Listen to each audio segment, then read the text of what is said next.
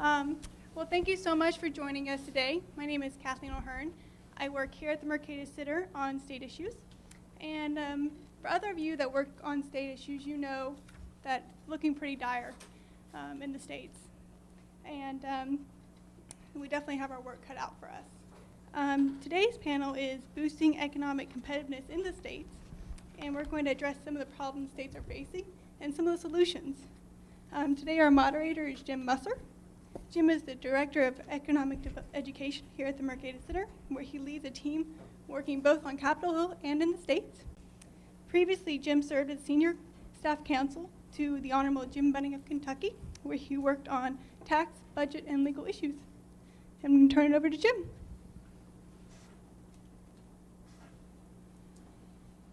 Thank you, Kathleen, and thanks to all of you for being here today. We have a distinguished panel that I think will give you some great food for thought and some provocative ideas that I hope we can all take away as we move forward in the movement for liberty.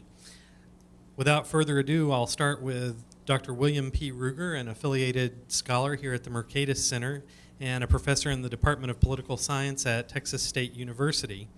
Will's research interests include international politics, security studies, civil-military relations, U.S. foreign policy, ethics and international relations, political theory, and obviously state policy. He is joined by his teammate, Jason Sorens, in their endeavor in the Index of Freedom in the 50 States, which I believe is probably the latest publication for the two of them.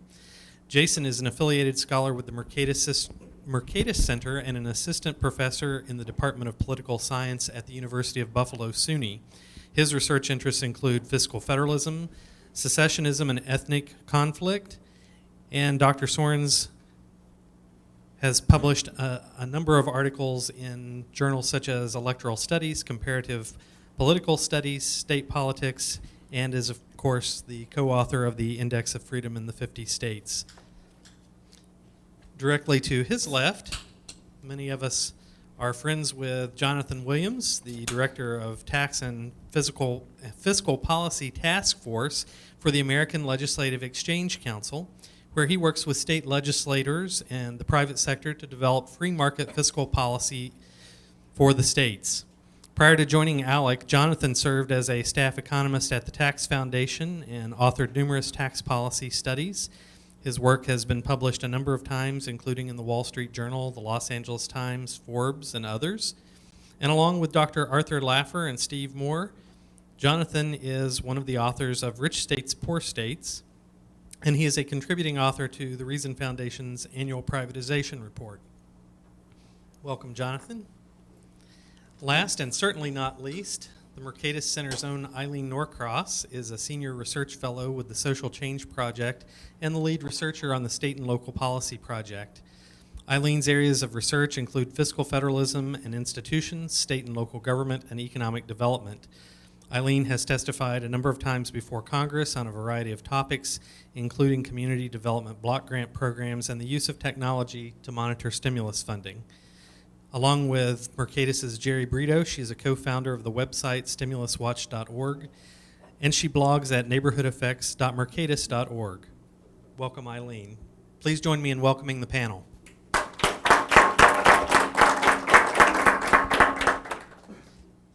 Let's move right along to Will Ruger and start off with an explanation of what the Index in the 50 States is and how it relates to our movement.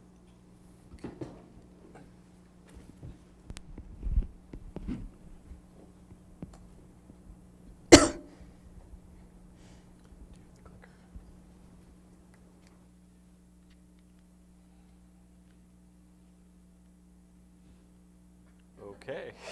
Yeah.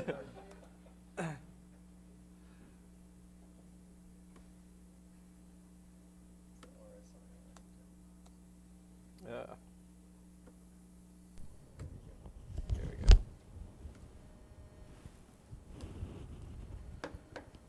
Sorry for that.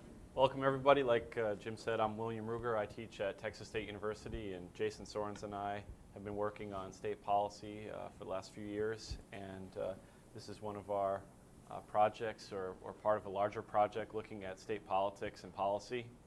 across the 50 states. And what we tried to do in this study is to develop quantitative indicators for comparing the 50 states' policy regimes on their friendliness towards individual freedom.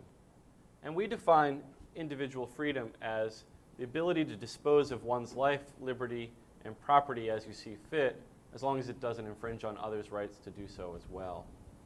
And what we try to do here is to build a tool that a wide range of people can utilize.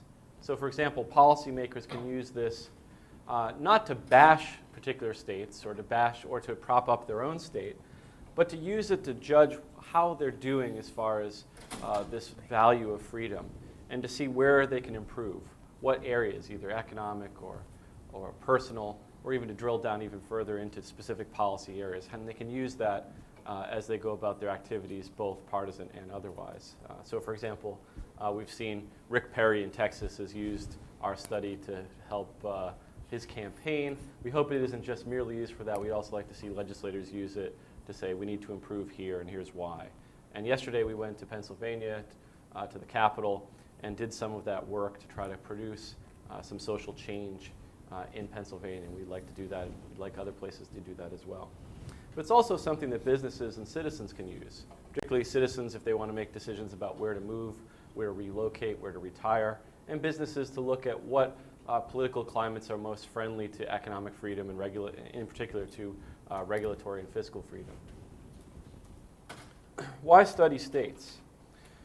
Well, the American federal system allows state governments a fairly wide amount of discretion over a range of important issue areas, even in areas that are in the news a lot as far as the federal government responding, such as in healthcare or education policy. These are places in which state governments, or these are areas in which state governments can compete with each other for a tax base.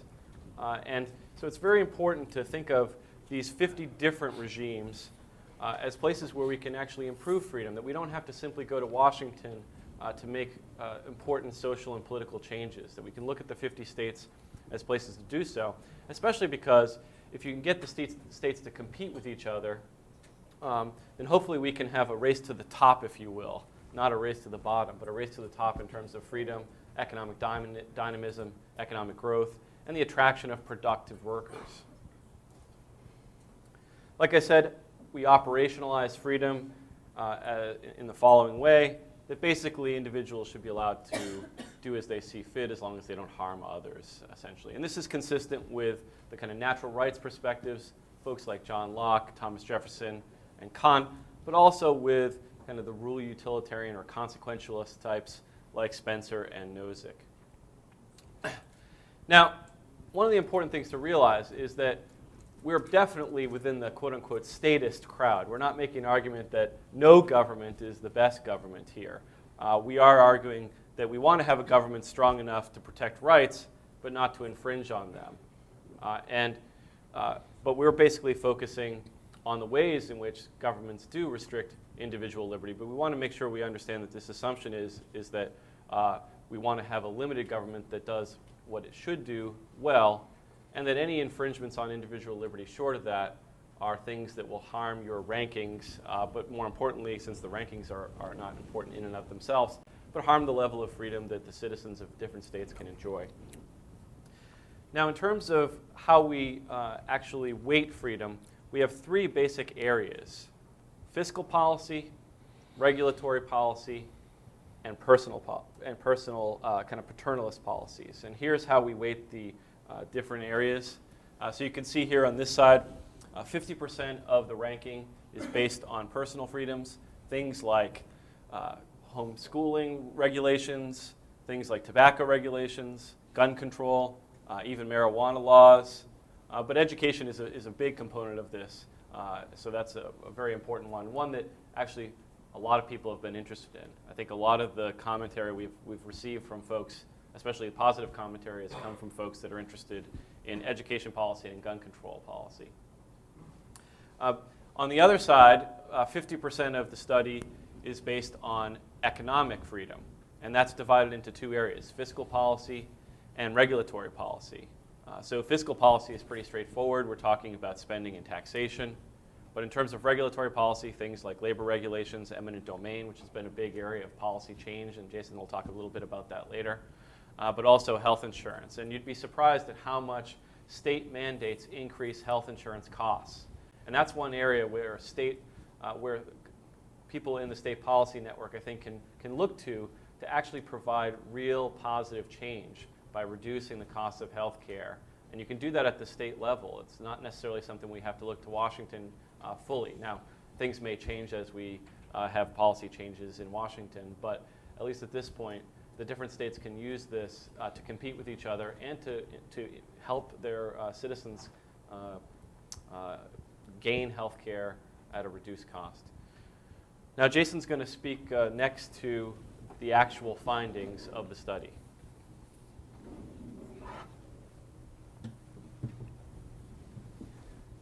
All right, so we ran the numbers with our weightings, and by the way, you can download our data and create your own weightings and your own personalized freedom ranking for the states at statepolicyindex.com. That's where our data are located. But we found that changing the weightings within any reasonable range of parameters doesn't fundamentally change this ranking. We end up with states like New Hampshire, South Dakota, Tennessee, and Texas near the top on fiscal policy alone. So these are low-tax states. And states like New York, Alaska, Maine, and Vermont near the bottom. Most of those are high-tax states. The problem with Alaska is that it has very high state spending because of oil revenues. Regulatory policy. This is a little bit different from the data in the published study because I'm presenting here sort of our work in progress. We're updating some of the data. And so with the new ranking that we have right now, which isn't final, but an intermediate sort of result, we're getting states like Virginia, North Dakota, Indiana, Iowa, and again, South Dakota is less regulated on economic policies. And the most highly regulated states, no surprise really, New Jersey, Hawaii, Maryland, California, and West Virginia are the states that bring up the rear. On personal freedom, we get a very interesting mix of states here. At the top, Alaska, and then well below that, Maine, New Mexico, Arkansas, and Texas. And then at the bottom, perhaps not surprisingly, Maryland. And then Illinois, New York, Rhode Island, and Ohio are also not very good on personal freedoms. This is also a partially updated ranking. And then overall freedom, when we add together personal freedom, fiscal policy, and regulatory policy, we get overall freedom ranking. New Hampshire ended up at the top, followed by South Dakota, Wyoming. This is an updated ranking that's not reflected in the publication. Idaho, and then Virginia at number 5. And at the bottom, by a long shot, is my state of New York, followed by New Jersey, Hawaii, California, and Maryland. Okay, so broadly speaking, tends to be northeastern states that do badly, and Rocky Mountain states that tend to dominate the top 10, with a few outliers like Tennessee, Missouri, Virginia, and New Hampshire. So we wanted to do a couple of things with these data. We wanted to see whether people actually value freedom the way we do. Right? Maybe Americans are more classically liberal than they vote. And the revealed preference of Americans is that they do prefer freedom. We find that controlling for things like climate, cost of living, basically anything we can think of to control for, more free states attract more people. People migrate from less free states to freer states. So the substantive effect is also large. It's statistically significant, but also substantively significant. An increase of half a point on the freedom scale, for instance, from Hawaii to Kansas, it's a fairly significant jump on the scale. Increases net migration over this 7-year period, 2000 to 2007, by 4.2 percentage points of 2,000 population. This effect, we find it for both personal and economic freedom. So it's not purely arrow from economic freedom to economic growth to in-migration. There seems to be also a direct relationship, a direct arrow from freedom to to in-migration because personal freedom actually has just as big an effect as economic freedom. Finally, we want to look at, take a quick look at some of the preconditions for relative freedom. Here we've got a couple of scatter plots. On the x-axis, we have Democratic percentage of the presidential vote in 2004, a very rough measure of citizen ideology, that is relative liberalism versus conservatism. Are liberal states freer on personal issues while conservative states are freer on economic issues? The answer is no. On economic issues, the relationship is very strong, right? The most liberal states are clearly much less free, and then more conservative states tend to be freer, but there's diminishing marginal returns to conservatism. Then finally, with personal freedom, the relationship is less steep, but it's still there. Conservative states actually have more personal freedoms than liberal states. And if you think about things like homeschooling, guns, and things like that, it doesn't make up for the two areas really where liberal states have an advantage, marijuana and same-sex partnerships. So what we find here is that the traditional conception really of maybe classical liberals as being fiscally conservative, socially liberal, in the modern political environment, that's not really true because social liberals tend to be actually paternalist on a lot of issues. Thank you.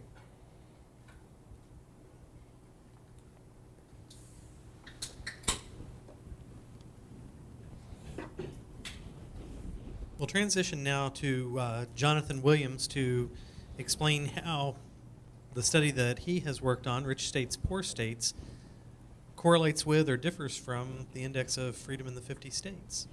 Great. Well, thanks, Jim. We got a live one here.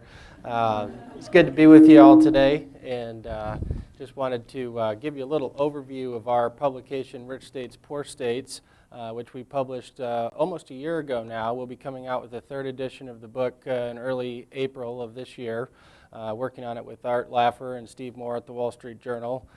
We wanted to put together a index for our state legislators, and ALEC is the largest state legislator organization of conservative legislators in the country. We have about 2,000 state legislators in the 50 states, and we work closely with them, members of the private sector, the SPN network groups in the states, and groups like Mercatus to get good Jeffersonian free market economic policies in front of our legislators. And so we wanted to develop an index as to how do states measure their relative competitiveness on economic grounds alone versus their neighboring states. And this is something that state legislators inherently have a very keen interest in, is how do we measure up versus our neighbors?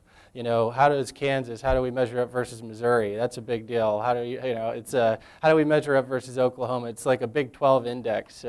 We've come up with ideas like this where, they're very insecure about how they measure up. And so what we wanted to do is play on that insecurity in a way that we could really show how they're measuring up when it comes to competitiveness on tax variables, on other economic variables such as labor policy, civil justice reform, tort reform, that type of thing. And so we have 15 equally weighted variables that we measure the states on. And our top ranking states correlate pretty nicely to the states that Jason and William outlined just now when it comes to the fiscal side especially. But even if you look at the overall freedom that you put together, it dovetails very nicely. I think maybe something like 7 out of the 10 states are in our top 10 in yours as well, so we share those. The top 5 at least are Utah, Colorado, Arizona, Virginia, and South Dakota in our economic outlook index of the states, with the bottom 5 being New York, Vermont, Rhode Island, Maine, and New Jersey. So obviously there's a good regional feel there as well. The northeastern states, the Rust Belt states, and now California could pretty much be clumped into that mix as a cousin of the Northeast these days. Is now for the first time in state history, California in this round of redistricting will probably not gain a seat. And so the flow of population, the winners and losers, people are really on the move. They vote with their feet more now than ever before. And the movement that we found is that people are voting very strongly against high tax, high regulatory burden states in the Northeast and the Rust Belt. And so this has severe consequences when it comes to their political economy, because You take a look at New York and Pennsylvania, for instance. They've lost roughly 30 to 40% of their congressional delegation over the last 40 years. This is something that they cannot sustain if they want to remain a viable state. And not only are they losing just overall population, they're losing wealth creators, they're losing the entrepreneurs, they're losing business owners that are going to other places. Take a look at what New York did recently with this millionaires tax that they've adopted. And this has been quite a trend that we've been following across the country, as states trying to target the rich and the class warfare that's gone on in the state capitals to address budget deficits. And with New York, for instance, taxing the rich has never been a very either politically popular proposition in the long run, or certainly not from an economic perspective. You take the case of Tom Golisano, who is the owner of the Paychex company, owner of the Buffalo Sabres as well, the hockey team. He picked up and said enough is enough when they raised the millionaires tax in New York again, moved to the zero income tax state of Florida, gave himself a 10% pay raise just like that. And how does New York fare? They lose about $13,000 a day in lost income tax payments because Mr. Golisano made that choice and taxes drove him out of the state of New York.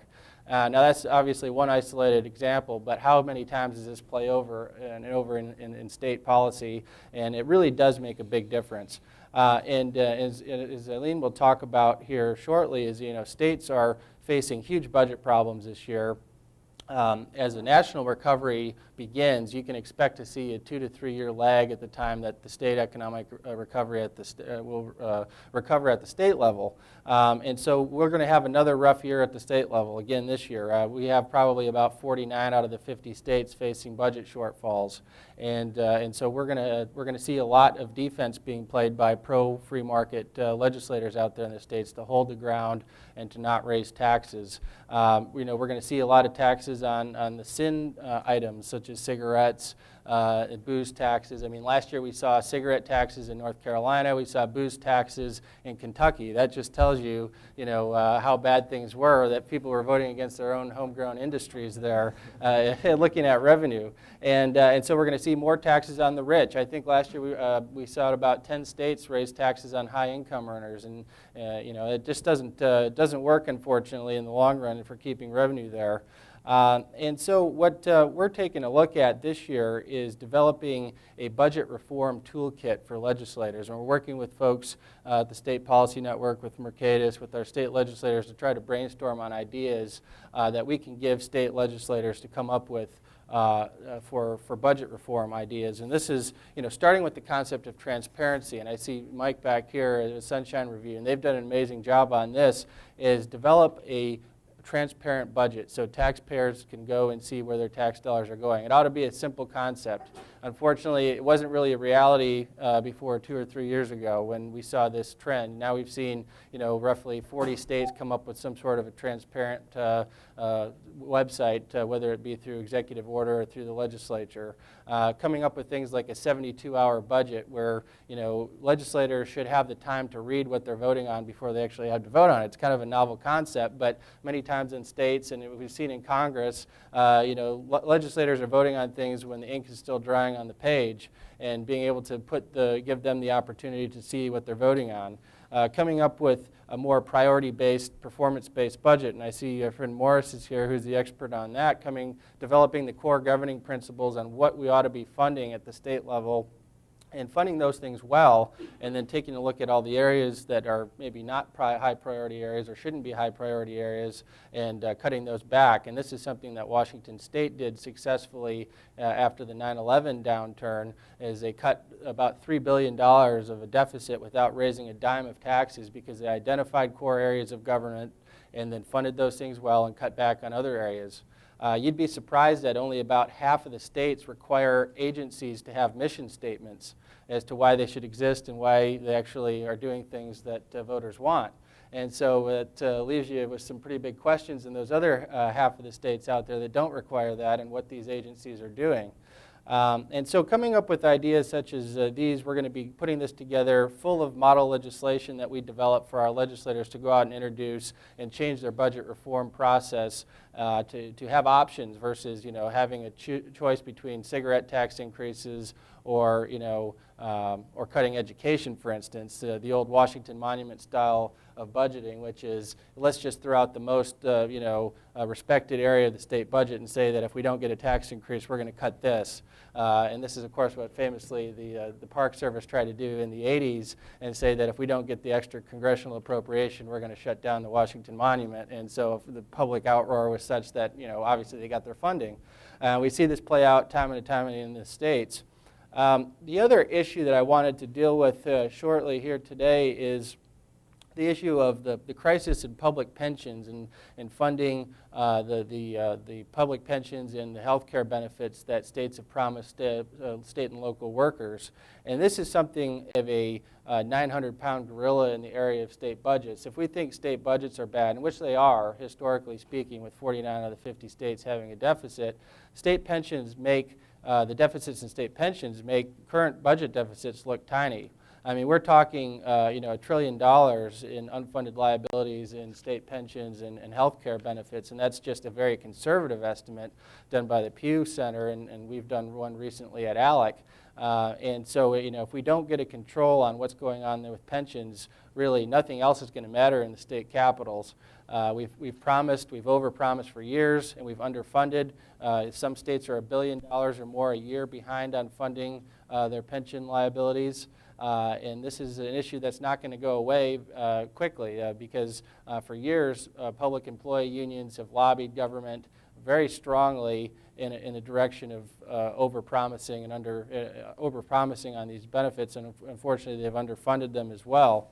And so we've gotten to a point where even liberal former Speaker Willie Brown of California has admitted in the last month or two that years over years of overpromising these benefits have gotten us into a position where we either got to decide on radically changing the way we do business when it comes to funding pensions and health care benefits, or we're going to go into bankruptcy like the city of Vallejo, California did because of their overpromised benefits on the pension side. And whether it's kind of an open question, and my reading of it is states really can't file for bankruptcy. It may be unfortunately for the case of California. They get away with issuing IOUs. They can't issue bankruptcy. There's some interesting things going on there this year. They're going to be targeting the rich again probably in California. They're going to be going after anything that, basically the saying of Ronald Reagan, that if it moves, tax it. If it keeps moving, regulate it. And if it stops moving, subsidize it. And unfortunately, that's what we've seen in California, we've seen in the Northeast. And I think with the Rich States, Poor States publication hopefully puts a nice magnifier on the policies that really have an impact on state growth. But the states certainly have challenges, whether it's budgets or pensions. And they really do have a choice, though, is whether they want to take actions to balance those budgets and remain competitive or take the direction of tax increases and lose competitiveness.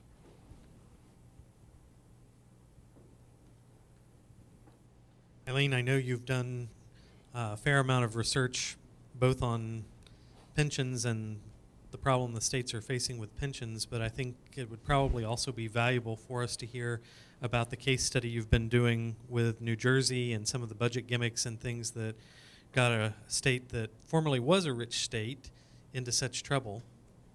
Hey, thanks, Jim. I'm gonna run through a sort of look at how the states got into this mess and the magnitude of that mess. As Jonathan just mentioned, which button do I press here? Oh, it's the center one. Sorry. Back.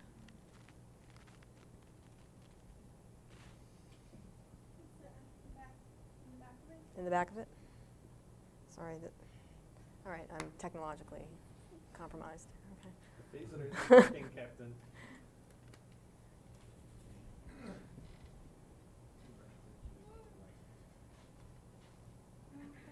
I hit the wrong thing, messed up the system. There we go. It's this back one. Okay. The Nationals Governor Association is calling this the Big Reset. And just to speak to the magnitude of the problem, the states together face a $134 billion budget deficit over the next 3 years. Some are suggesting that it's going to be a lost decade for many states because the recovery in revenues is going to lag. To give some historical perspective here, from the period of 1979 to 2007, States were going along pretty nicely. State spending grew an average of 6.5% a year. One year it dipped, I think it's 1983, it went down by 1%. So they're in really shocking new territory. 2008 to 2009, spending fell by 3.4%, and then this year it's fallen of an average of 5.4%. So this is a real adjustment, a downward adjustment in what they were used to spending. And this is the largest decline in 30 years. Same on the revenue side. Over that period, state revenues grew by 6.5% with that 1 year where it dipped. And 2008 to 2009, it's fallen to 10.7% each quarter. So no bottom has been reached in revenues, in the fallout in revenues. And that's what is leading some people to call this a lost decade for states. This is a picture of just general funds spending in the states. This is all the states, and it excludes federal spending. So this gives you a sense of where they put their money. One of the biggest areas is K through 12 education, about 35% for most state budgets, it's average. Medicaid is another big portion of spending and also the fastest growing area of spending. And these are the things that you see coming up and over and over again in how states are trying to balance their budgets, how to deal with these cost drivers. What are the causes of this? I would suggest it's a combination of poor accounting and moral hazard. You had a lot of overspending in high revenue years, especially in the 90s and into the 2000s. What these shortfalls are beginning to reveal are the gimmickry that has gone on in a lot of state budgets over the years to hide and put off unpleasant choices in the past. A lot of this is true of the pensions and how they have been underfunded. And that gets to one fatal error a lot of states have made is expanding commitments to public employees with absolutely no sense of how they're going to pay for it. And one area that's under-discussed in the Pew study that was mentioned before gets at this. The pension, right now we're talking a lot about the pension fallout. They're not even clear on how big the health benefits are because they're not well accounted for. So that's an unknown. So in addition to this 1.2 trillion to 3.5 trillion unfunded liability, you have this big question mark of how much it's going to cost to pay out health benefits. And the second thing I'd like to get to is this concept of fiscal federalism, which was discussed earlier. And I would challenge that it's been eroded to a great extent, and that's why states are operating with sort of their hands one tied behind their back, and they're not quite sure why. And that gets to Medicaid growth, and also I would call what is misdiagnosing the problem in how education is funded. And then this is exacerbated through bailouts at the federal level. This current stimulus, by the way, is the second time they've been bailed out in the last decade. The Bush administration also bailed out the states after the first recession, 2001, 2002, or the first downturn. So the problem of moral hazard in public sector pensions. I think public sector pensions are fairly unique because you have a problem of who's actually footing the bill. When you have a pension system in the private sector, the person footing the bill is the employer. At least they have a little bit more incentive to make sure that system is funded because if it isn't, they're going to be in trouble when they can't pay out those benefits. But on the state, when a government gets into a defined benefit pension for its employees, it can always pass on those costs to the taxpayers in the future. So it's very easy for today's politicians to promise benefits when they're not going to be there to pay them out and they're not responsible for paying them out. So I think this is one of the reasons you get this huge unfunded liability. The other, as the ALEC study documents and others are documenting now, is some of the assumptions that were built into evaluating these pension systems. And this gets into the world of actuarial science. And certainly you can make a lot of assumptions as an actuary, and they are completely fine at that time. But then the fundamental flaw there is, will reality match my assumptions? And will future reality match my current assumptions? A lot of actuarial assumptions included assuming an 8% return on pension investments, and that turned out to be overly optimistic. In fact, private sector pensions assume a 6.3% return. So this assumption was built into calculating how much the state had to pay today to fund pensions. The actuaries come up with a number and they say, this is what you need to fund your pension system going forward. Then the states fund even less than that. They come up with a statutory contribution. So these pensions are way underfunded because legislators have decided to put off that bill. So they can't meet their present obligation, and they're making promises someone else has to pay. And the question today is, can they even pay what they owe? It's that big. So adding more workers to these plans is bad policy for everybody, including the workers. And comes from the National Governors Association. Or I think, no, this might be the Pew study. It shows public sector versus private sector compensation. And it's no surprise here that public sector workers are, not only is their compensation higher, their retirement benefits are higher, and their health benefits are higher. It's completely out of whack with what is awarded in the private sector. So the next subject is fiscal federalism. This idea that the states have some autonomy in making policy choices. Well, again, they've sort of tied their own hands. By accepting Medicaid back in 1965, states gradually accepted Medicaid, and gradually Congress expanded it, and gradually the states took on more and more of what they were willing to pay for. And they've known about this problem for a while. You can go back and read articles written in the 80s, the Governors Association saying Medicaid's going to be a huge problem for us, and indeed it has become one. Today it's 39% of Ohio's budget, 27% of Massachusetts, and a quarter of Michigan, Rhode Island, and Pennsylvania's budget. It is the fastest growing portion of the budget, and it's going to double by 2017 with no changes. I think I might have gone too far. How do you go back? All right, we won't go back. No, I must go back. Okay. That's too bad, because I'll just read the quote. The second part of fiscal federalism has to do with education funding. And I find this fascinating. When you look at budgets, everyone wants to disown education. Well, we don't control it. The state controls it. No, the locality controls it. No, the school district controls it. I take this quote from the National Governors Association. Now, keep in mind, in states, the states fund half of education. The localities fund the other half. It works out to about $500 million coming from this billion. Sorry, and the other across the United States. It's split in half between the states and the localities. So this is a quote from the National Governors Association. States have little control over how education money is spent at the local level. State cuts do not generate policy responses that improve efficiency. And I would argue that's false. I think education financing, they're budgeting under a myth, under a bunch of policy myths. It's actually a very complex and muddy relationship between the state and local level. And when you start pulling apart funding formulas, as I've done both in Florida and New Jersey, you see that they're very much intertwined with state and local tax streams, and autonomy gets very confused in this picture. So I would argue it's more of a case of fiscal illusion, and that funding formulas contradict the policy perceptions. And I think there's an interesting case of this going on in New Jersey. Chris Christie has come in and he said, I'm going to cut school aid to the budgets. You won't be getting as much school aid this year on the local level. And of course, there's a big hue and cry. But it started to reveal, as these localities these school districts are starting to reveal their budgets, that benefits and salaries are a huge driver in a lot of these districts. I went back and looked at my hometown budget, and a plumber was making $106,000 a year. 2 librarians were netting $177,000 a year. And in this budget discussion on the local level is saying, my God, we're going to have to cut these people. And that gets down to this, what's called shooting the Cocker Spaniel, which is don't make us shoot this dog. And that's the whole Washington Monument scare tactic. Like, if we don't get aid, we're going to have to cut these people. But as the governor has said, well, what am I going to do? I'm going to have to make tough choices too. We cannot afford to pay out this aid. You're going to have to find efficiencies. So it's sort of like tough love. I keep doing that. Okay, I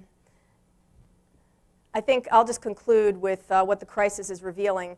It is revealing these relationships between the federal, the state, and the local level that I would argue have been under-examined for a long time. And to understand these budgets, you really have to get a sense of why they made these decisions over the years and how they've chosen to fund things and how they've raised taxes to fund those things and the regulations around these things. And this has been intertwined over decades. And these relationships reveal how we have all agreed to be governed and how we've agreed to have these goods delivered to us. I think there are a lot of mythologies about how goods are delivered on the local level. These are not truly local goods when the state is chipping in half. And this is also embedded in invisible cost drivers like mandates from the federal government or the state government. Public sector unions are now on full display, but these are deals that have been going on for decades in terms of their compensation. And also court decisions can have a big impact on how things get funded and these kinds of fiscal decisions. And I missed a slide here, but another thing that New Jersey's cutting I should mention is New Jersey Transit. And there's been a big protest about that. They're going to hike fares by 30%. And they just discovered that they earmarked their funds to improve pedestrian walkways. So the stimulus money is going to improve walkways outside of Penn Station, and they're going to have to raise fares anyway. And they're going to give the guy in charge of New Jersey Transit makes, I think, $200,000 a year or more, and he's going to get a 5% pay cut. So again, these cuts that Christie is making, I think, are revealing the inefficiencies and bringing them to light. And I think that's a good thing. Thank you, Eileen. I'd like to pose a question to the panel. We're talking about how to make the states more competitive, and we'll start with you, but all of you feel free to jump in.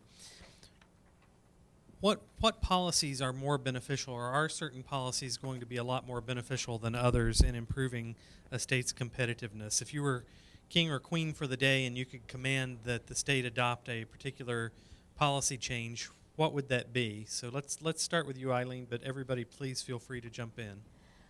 Right now, I'd say my number one policy recommendation is to end defined benefit pension schemes in the states and move workers to a defined contribution system, if not for the taxpayer, for the employees. I don't see how you can continue adding employees to systems that are simply not going to be able to meet their current obligations. I would say that in addition to the defined benefit, defined contribution switchover, I think is absolute necessity. State growth is quite strongly correlated to right-to-work status as well, and freedom of hiring for employers to hire who they want. And then the last thing I would say, possibly most important from our research in rich states, poor states, is really the economic detriments of having a high state income tax, both on the personal and corporate side. We found that over the last decade, the 9 states without personal income taxes, we compared those to the 9 states with the highest personal income taxes. These are the New Yorks, the Californias of the world.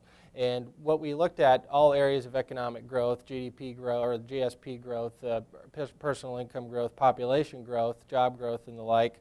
And what we found was over the last decade that those 9 states without income taxes had 89% faster job growth, had 32% faster income growth, and then what we found was 1,100 people a day, including weekends and holidays, moved from the high income tax states to those 9 states without income taxes.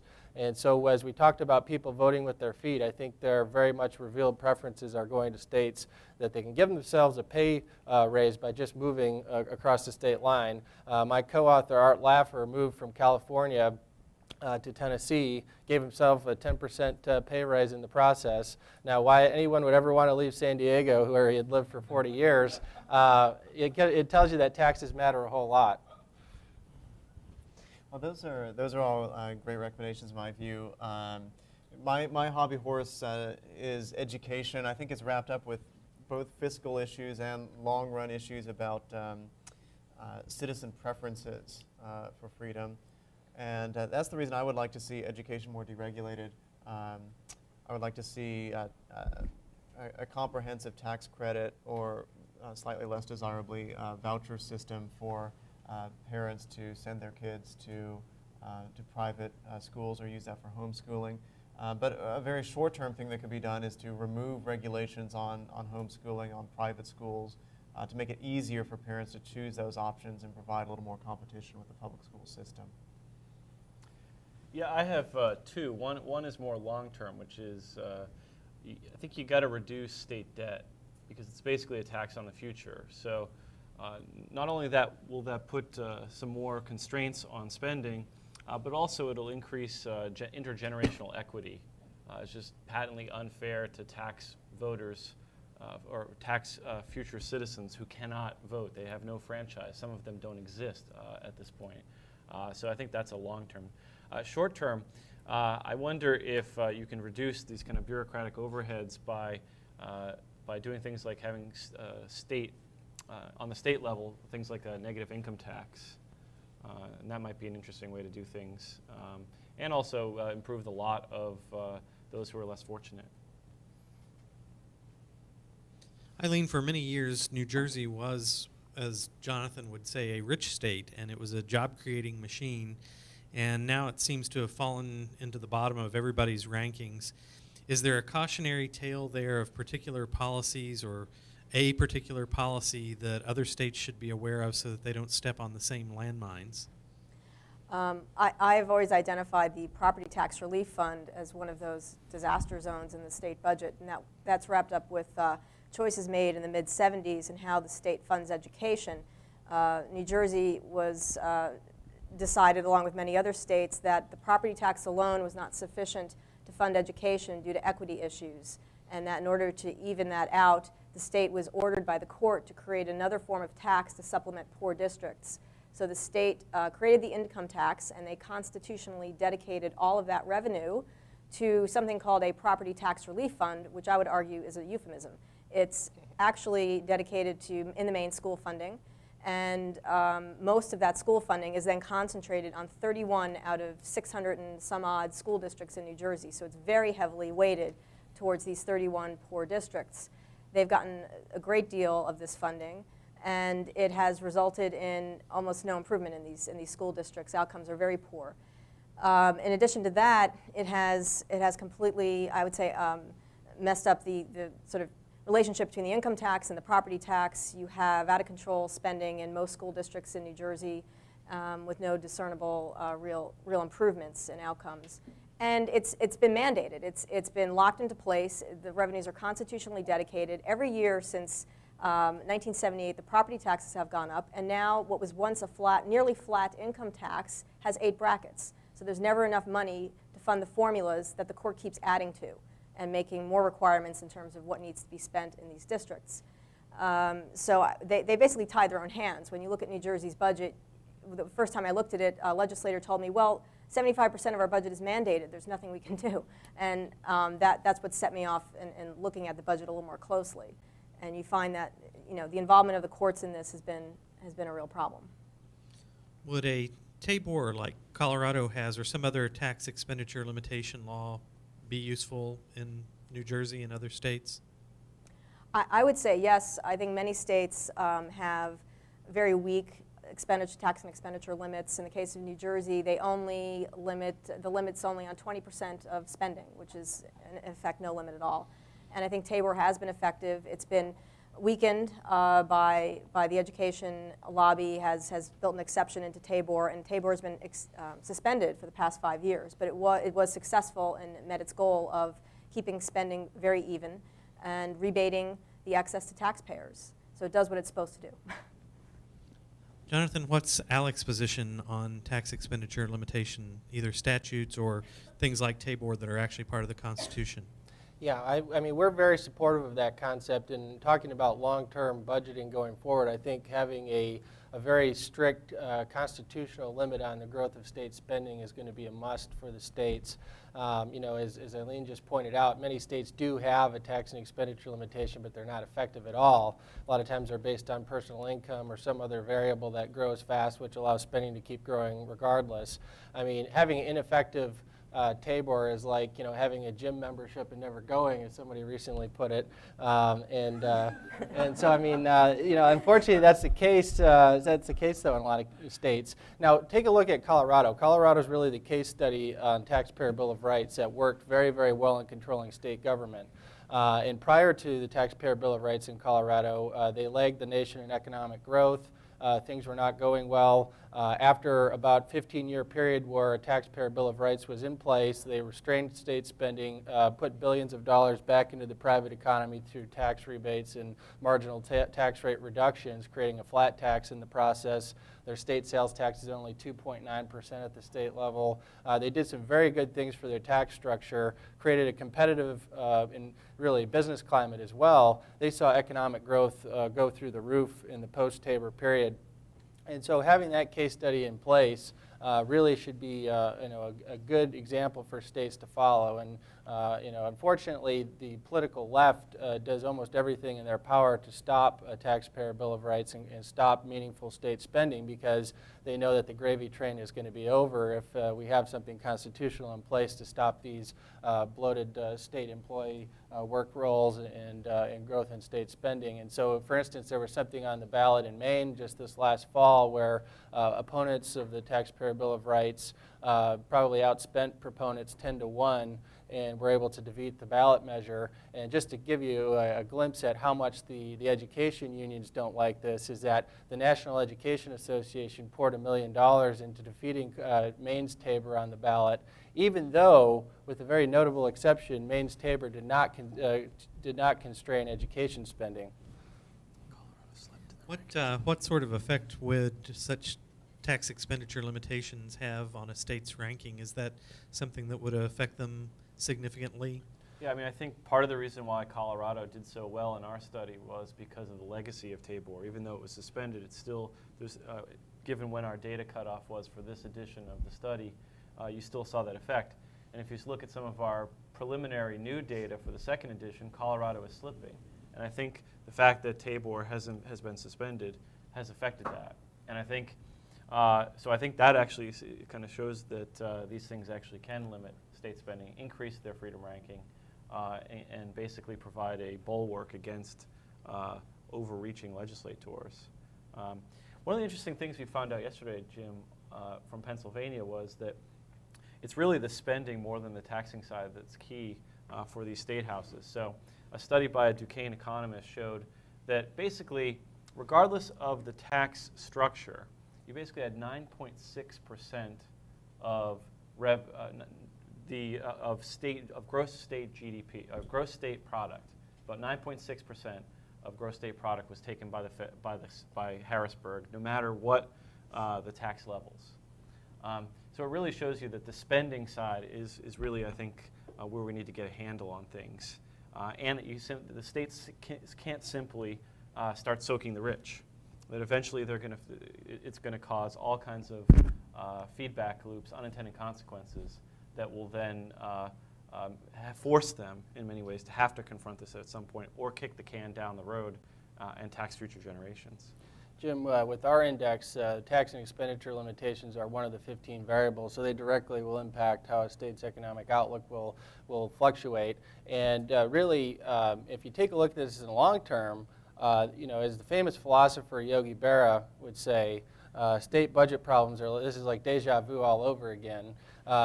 Because if you take a look at the business cycle, obviously state budgets are going to follow the business cycle and the booms and busts of the cycle. And state legislators go on with the assumption that the good times are going to last forever. Well, they never do. And so having something constitutionally in place to stop that boom and bust cycle that California has really gotten hit so hard by over the years is an absolute must in terms of our ranking. I'd like to add something. I think it's very important to note that really concentrating on spending is key here, not only because of its impact on growth, but what does that spending do? It changes the rules of the game in localities. It changes how goods are provided. It creates all kinds of unintended consequences, and all kinds of incentives are built in that are unseen in the short term, but I think those are beginning to be revealed in these budget crises in terms of how things were funded and how choices were made over the years and what the state should be involved in. And certainly today, Chris Christie said he's putting together a commission on privatization of, it sounds like, I'm guessing, state assets. Right now, the state of New Jersey is still subsidizing horse racing, which loses $10 million a year. It's been losing money for a very long time. There's no reason why they should be subsidizing this. But the Horse Breeders Association in New Jersey lobbies the government with tax dollars. And they've just convinced them, I believe, that if we only run 1 or 2 high-stakes races a year, we can somehow manage to make this profitable, not recognizing the fact that people are simply not attending the races like they used to.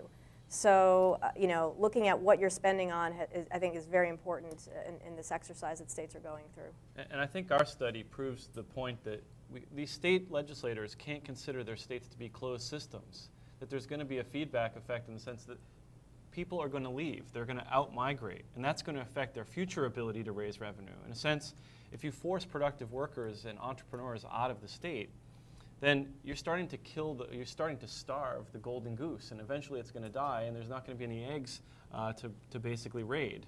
And so even, I think, smart folks who don't value freedom in the same way, say, we do, they should, I think, learn from this, that there's only a certain amount that they're going to be able to do in the future if they don't get a handle on things like spending. And one of the ways, I think the defined contribution is a great idea, because I don't think this is going to be as politically painful, maybe, because that's what most of the folks who don't work for the government have as their system of pensions.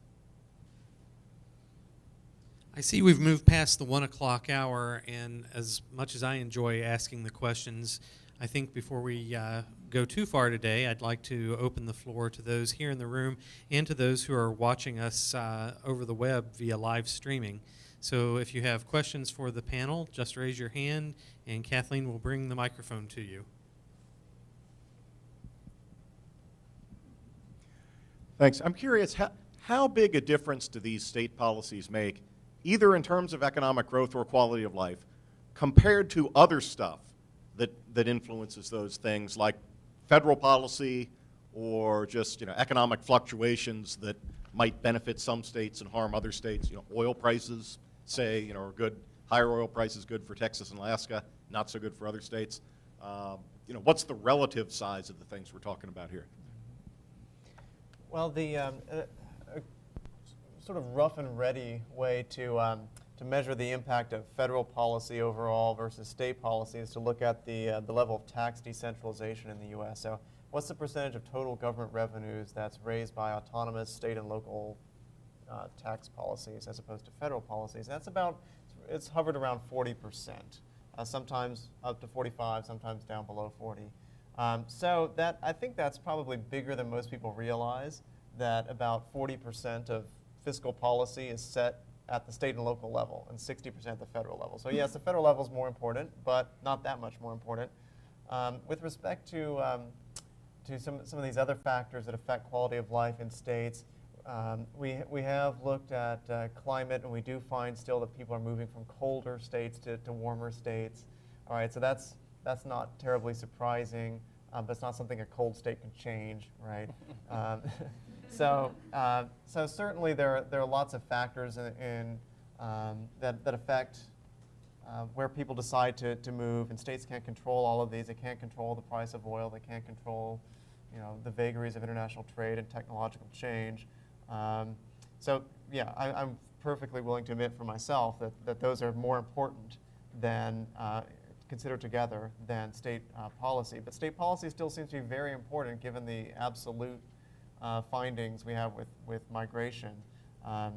New York is really hurting, especially upstate New York, when it's seeing 8% of its population flee over a 7-year period. That has a major impact, and if they could somehow turn their policy ship around, it looks like they would do a lot better. And we shouldn't overemphasize things like climate, because our findings were control for climate. And so if you look at places like New Hampshire, which is a kind of sea of freedom amidst all of these very deep blue states in terms of being both socially and fiscally and personally more liberal, or less free rather, New Hampshire has a migration, whereas these other states don't. And it's got the same bad weather or good weather, depending on your view, that Vermont has, or Maine. Same thing for places like Wyoming, Montana. So it's just not the case that it's purely climate driving this. And so states can affect it. And so New Hampshire's gaining folks, even though they have that weather issue, because they're largely a dynamic economy, a lot less rules and regulations for businesses that start there. No income tax, no sales tax, and those things help. If we can further starve the beast with reducing property taxes, it would be even better, I think.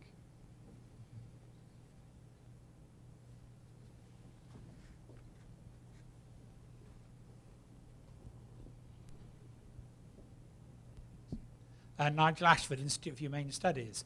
Does anybody want to comment on the effectiveness of balanced budget requirements in state constitutions? Because there's been a revival of interest in amending the US Constitution for a balanced budget amendment. And of course, public choice scholars here at George Mason as elsewhere have been big advocates of a balanced budget amendment. Does anybody want to comment about why that has been more effective in exercising some constraint? Yeah, well, I mean, one of the reasons it hasn't been as effective, 49 states have a balanced budget amendment. But it obviously hasn't been effective in states like California, Massachusetts that have run up big debts.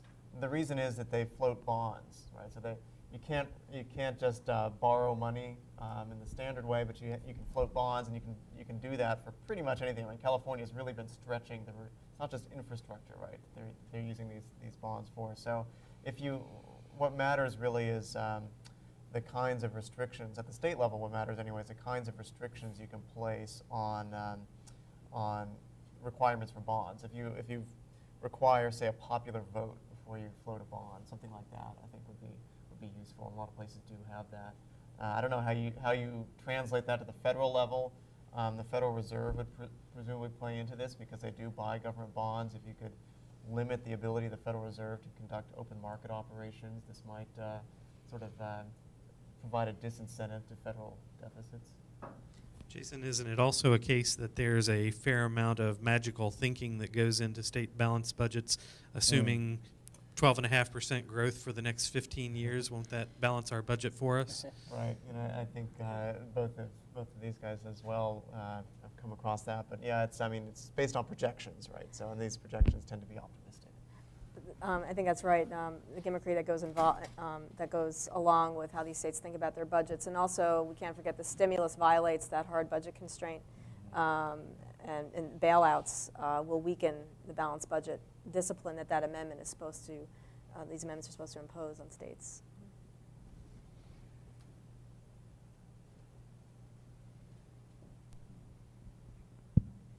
Hi, good afternoon. My name is Johan, and I'm a graduate student at George Mason.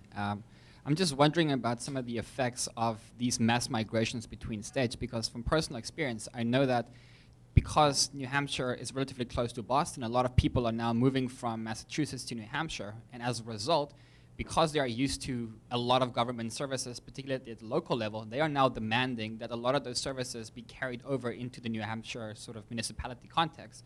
And as a result, some of the taxes has been going up. So in your models or sort of in your professional opinion, do you think that a lot of these people moving from states like California, Massachusetts to states with less government services might actually start having an impact in the way public policy is being shaped in those states? Yeah, that's a very good question. It's a complicated answer. Even in the West as well, people in Arizona and Idaho and Colorado complain about Californication, right? Californians moving to those states and changing the values. I'm most familiar with the case of New Hampshire, where the political research has shown that people from Massachusetts who move to New Hampshire tend to be relatively conservative because they know what New Hampshire is. They've lived next to New Hampshire, and they know that the reason you go to New Hampshire is for lower taxes, and that's the reason they move. On the other hand, the fact that New Hampshire has a dynamic economy has been drawing in people from slightly further afield, New York, New Jersey, Maryland, places like that.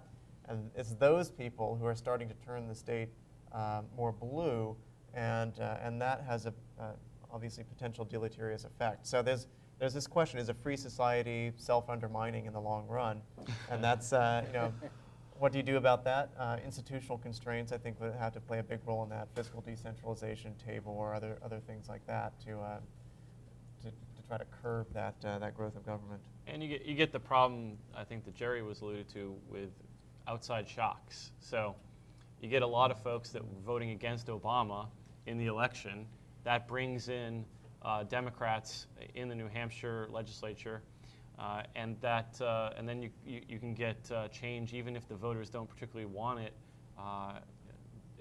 in a direct sense, because you have down ticket help from the top, and that's completely driven by national politics and largely even foreign policy, given the dissatisfaction of a lot of Northeast voters with the Bush foreign policies.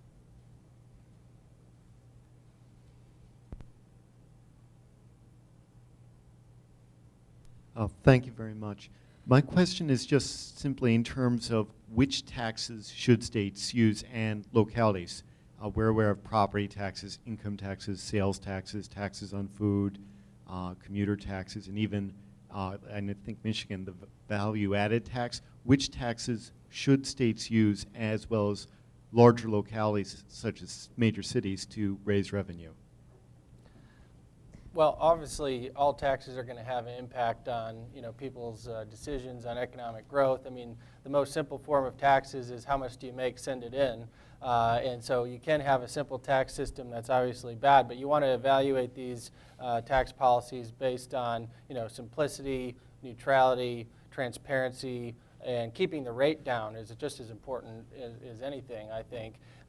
Going forward, looking at consumption taxes in the states, as I mentioned, the 9 states that avoid a personal income tax, that depend more heavily on sales tax or property taxes, seem to be performing better over the last decade or two.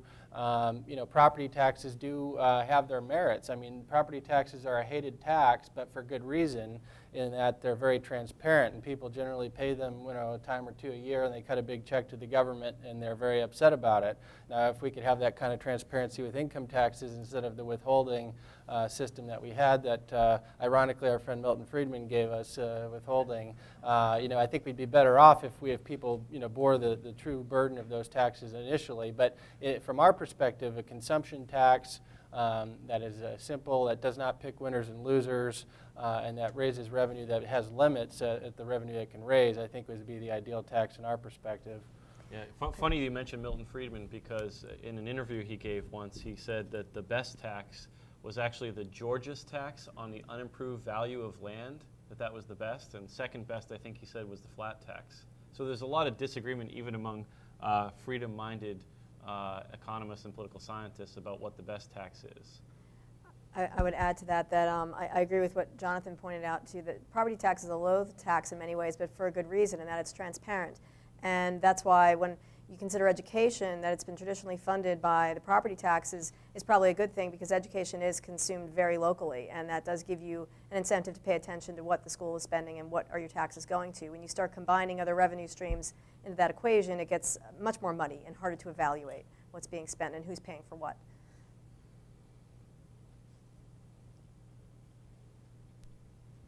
Can I ask you just to go back to the balanced budget idea again for a moment or two, and think about whether or not the problem with balanced budgets is a problem with accounting and the transparency of financial transactions. Would we be better off with full accrual systems that budgeted in accrual? Because frankly, we see a hell of a lot of deceit, lying, corruption, and all of the other adjectives that you can think about in public accounts. And in the last year in particular, the deception that's gone on and falsely predicting revenues that you knew were never ever going to occur to give the semblance of a balanced budget is one of the ways of getting out of it. So I think that some of those problems, that a good concept is being undermined by the fact that there's not enough transparency, and particularly at a state level, not enough transparency about the debt position of the state. Most citizens, in my experience, don't even seem to know that their state has debt because it has a balanced budget.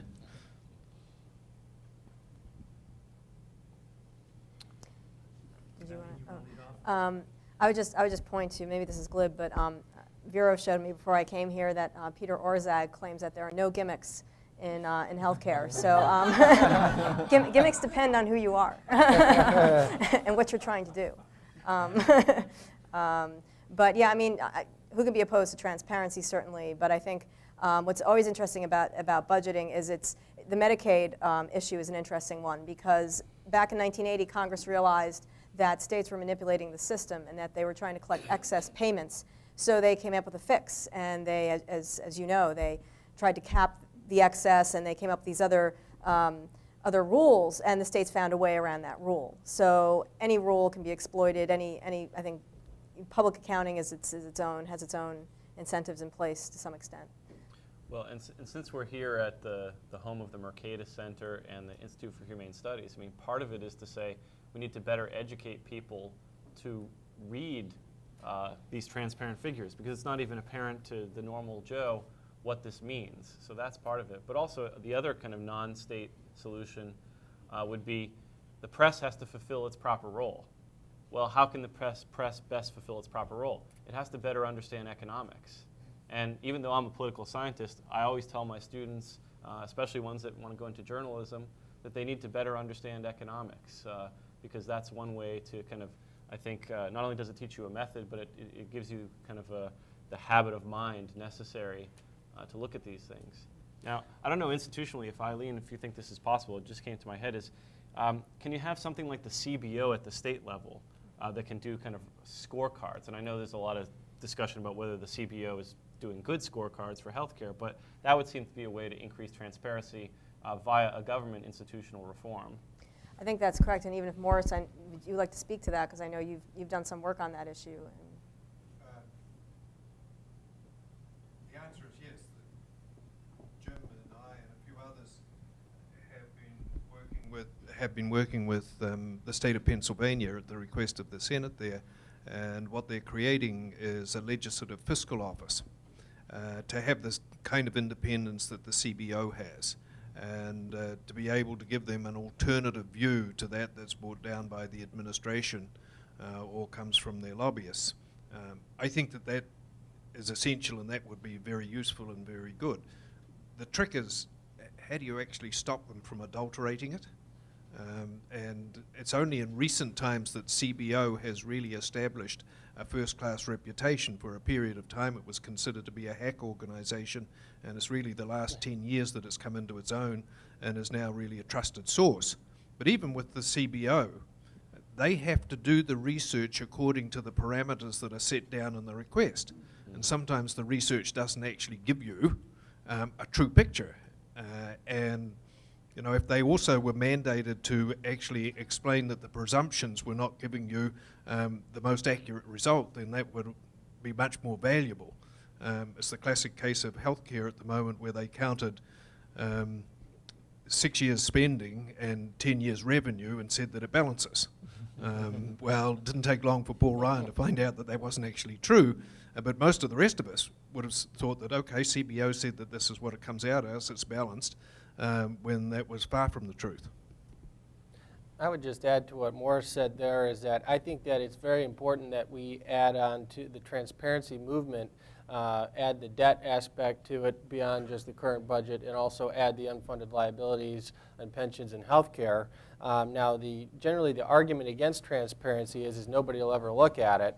But one wise legislator once told me that, you know, Jonathan, it doesn't matter if one person looks at the transparency website. All it matters is that we as politicians know that they have the ability to. We're nearing the end of our program, and I'm going to claim the privilege of asking the last question. With an eye toward our SPN friends around the country, we have great allies around the country. We were with the Commonwealth Foundation just yesterday, in fact. What's the call to arms? What is it that our friends at the SPN affiliate groups around the country, the Buckeye Institute, the Bluegrass Institute, James Madison, what is it that we would like to leave with them from the findings, not just from the Freedom in the 50 States Index, but also from the other research that the panel has worked on? And we'll start here with you, Professor Rugers. Sure, and this is something that Jason and I said yesterday at the Commonwealth Foundation, which is, as politicians, you're going to have to sell the negative consequences of these bad decisions. And that's the best way to approach it. Like we said all the time, we value intrinsic freedom, but not everyone values it the same way we do. I wish they did. Maybe we wouldn't be in this problem. But you got to sell the bad consequences if you keep going down this path. Out-migration, loss of economic dynamism, and just more and more problems ahead. And I think that's what your take-home message should be to your constituents, because you're going to have to make very difficult choices, like Governor Christie has done. I think there's also a kernel of optimism in our research, which is that there's wide variance among states still. Fiscal federalism isn't completely dead, you know, even if in the short term it's taking a beating. So there is a lot of room for states to change. There's a lot of room for activists who favor freedom, who favor economic growth, to get involved and change some very fundamental policies, working at a level where legislators are open and accessible, right? And so that's you know, that's something we can actually be excited about, because it's really hard to make progress in D.C., but maybe not in Tallahassee or Concord or Pierre, right? I think that's really the main point that I would stress is that, as Brandeis said, states are the laboratories of democracy, and so having studies like the Freedom in the States and Rich States, Poor States really give our state allies some great case studies to work on, and what states are doing right that they can emulate, and what states are doing horribly wrong that they can avoid, like my home state of Michigan or your home state of New Jersey or California. And that, in our book, we do a case study on Texas versus California. We have a whole chapter on it, and talking about just the vast different approach to policy, where California has never gotten a tax increase they don't like, have never seen one they don't like, and Texas has taken the opposite approach, avoids an income tax, has good competitive labor policy, has just done medical malpractice reform, where Governor Perry says they've had 30,000 new doctors move to Texas recently since that's been done. Texas has created more jobs on net than any other state over the last 10 years. And you've seen an engine of dynamic economic growth versus what the failures in California and some of the other states. And so we have a very clear choice before us as states. And I think utilizing these type of materials as case studies, I think is going to be great for our folks in the states. I think that while a lot of choices today are unenviable and they are tough choices, the other side of that, if they are made and if they are done well, is more prosperity in the states. I think what's going on in New Jersey might be frightening in the short term, but the result is a state that will hopefully be more competitive and will have more freedom in how it provides certain goods like education and reform of its public sector. So the other side of that is something positive, even though in the short term it might be politically difficult. And I think we'll leave it there. Please join me in thanking the panel.